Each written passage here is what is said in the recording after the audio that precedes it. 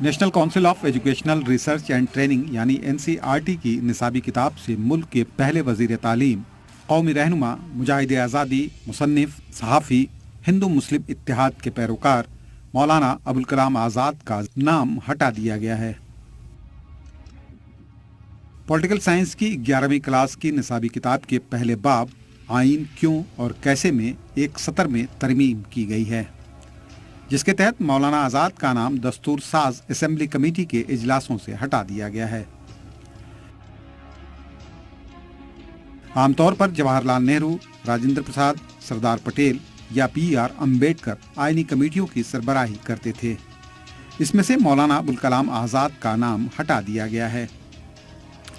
گزشتہ سال بھی مرکزی حکومت کی اقلیتی وزارت نے مولانا آزاد فیلوشپ کو اچانک بند کر دیا تھا، جسے 2009 میں اس وقت کی UPA حکومت نے 5 سال کی مدت کے لیے 6 نوٹیفائڈ اقلیتوں کے طلبہ کو مالی مدد فراہم کرانے کے لیے شروع کیا تھا۔ مولانا آزاد 35 سال کی عمر میں انڈین نیشنل کانگریس کے سب سے کم عمر کے صدر کی شکل میں منتخب ہوئے تھے۔ بعد میں مولانا آزاد نے خلافت تحریک کی قیادت کی۔ آزادی کے بعد مولانا آزاد نے 10 سال سے زیادہ وقت تک ہندوستان کے پہلے وزیر تعلیم کی شکل میں کام کیا۔ ملک کو IIT، UGC اور جامعہ ملیہ اسلامیہ جیسے ادارے دیے۔ ان کے اسی تعاون کا اعتراف کرتے ہوئے ان کے یوم پیدائش 11 نومبر کو ہر سال قومی یوم تعلیم کے شکل میں منایا جاتا ہے۔ اسی مولانا آزاد کی تاریخ کو مٹانے کی کوشش میں مصروف NCERT پر کئی طرح کے سوال اٹھ رہے ہیں۔ سوال یہ بھی اٹھ رہا ہے کہ آخر اس کے پیچھے کا منصوبہ کیا ہے؟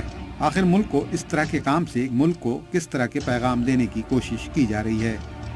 کیا مسلمانوں کی تاریخ مٹانے سے تاریخ مٹ جائے گی؟ ذرا یاد کیجیے مولانا آزاد کی تاریخ کو۔ مولانا آزاد نے ہی پاکستان بننے کی کھل کر مخالفت کی تھی۔ مولانا آزاد نے جنگ آزادی میں اہم رول ادا کیا تھا، مگر ہم آج انہیں تاریخ سے مٹانے کی کوشش میں لگے ہوئے ہیں، جسے کسی بھی طور پر جائز نہیں ٹھہرایا جا سکتا۔ زی میڈیا کے لیے دلی سے ندیم احمد کی رپورٹ۔